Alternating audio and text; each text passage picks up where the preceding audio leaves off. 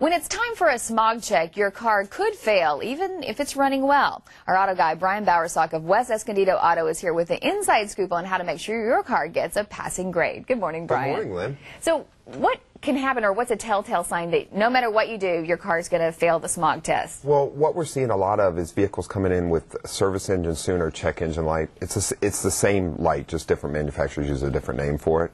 And what's happened is the computer stored a code for something. The smog machines now plug into the automobile when we're doing the smog test, so it's an automatic failure when you're smogging the car if the check engine light's on and it's stored a code. So even if there's nothing wrong, there's just like an extra sensitive sensor or something, you're going to fail. Even if you left the gas cap loose and the car ran its evap test and set a code for evap leak, the car will fail the smog check, yes. So what should people do then? I mean, so number one, obviously you need to get that checked before you take it into smog. Well, number one, it's obviously the check engine light can set for about 70, sometimes 80 different things on newer automobiles. Wow. All the way from mass airflow sensors to O2 sensors, several components that I brought here, to a loose gas cap. I mean, if you fuel your car up, you leave the gas cap loose, you don't click it 3 times, and the vehicle runs what's called the evap test, which tests to make sure that no vapor emissions from the fuel system are getting into the atmosphere. It will turn on the check engine light, and it will actually set a code.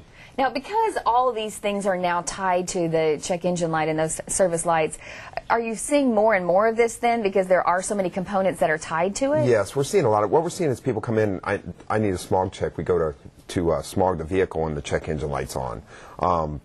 The problem with that is that you're actually supposed to smog the vehicle the way it's received. So sometimes you're spending money on a smog check when really what you need to do is get the vehicle diagnosed. So it's good to tell the folks that you bring your vehicle, when you bring it in, that you have a check engine light on your car. Okay, so the most important thing to know is up on our screen, it will result no matter what in an automatic failure in the smog test, and then it could be some kind of problem with the fuel management or emission system. Can that be fixed pretty quickly, or is it expensive? Depends on what it is. Obviously, the vehicle has to be scanned, and then we have to go through, diagnosing what's wrong. Once again, we've talked about before, just because a code sets on a car doesn't mean a specific sensor is bad. So you have to go through the steps to diagnose what's actually wrong with it, fix the right thing, correct the vehicle, and then the vehicle can be smogged. So for many of the places, can you then just take it in? If you see this light's on, can you take it in and say, fix this, and then let's smog it so you're not wasting your money? Correct, and that's what we strongly recommend. Let whoever's handling your vehicle. We often recommend to people when we see that, hey, you know what, we need to address this first before you smog the vehicle. Therefore, the car's getting fixed properly.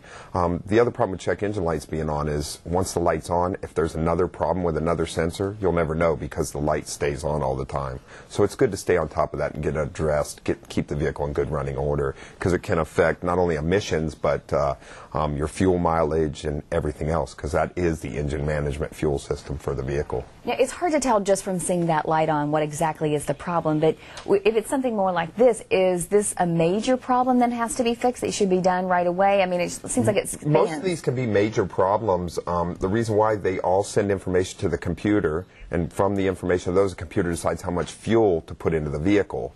Well, if you're putting in too much fuel or too little fuel, you end up with drivability problems, bad fuel mileage, etc. And major things such as misfire, stuff like that, can actually damage other things on the vehicle, like catalytic converters. So if you let it go for quite a while, you can end up with quite an expensive repair. And when people are going in for the smog test again, what should they be looking for as far as a facility? As far as that goes, Gold Shield facilities are really good.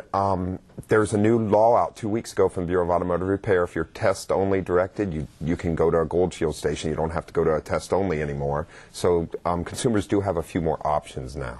All right. Always good information. Thanks so much, Brian, for being here today. Thank you. And if you have a question for Brian, you can just log on to our website at fox6.com, and we'll link you to his website so you can go direct to Brian.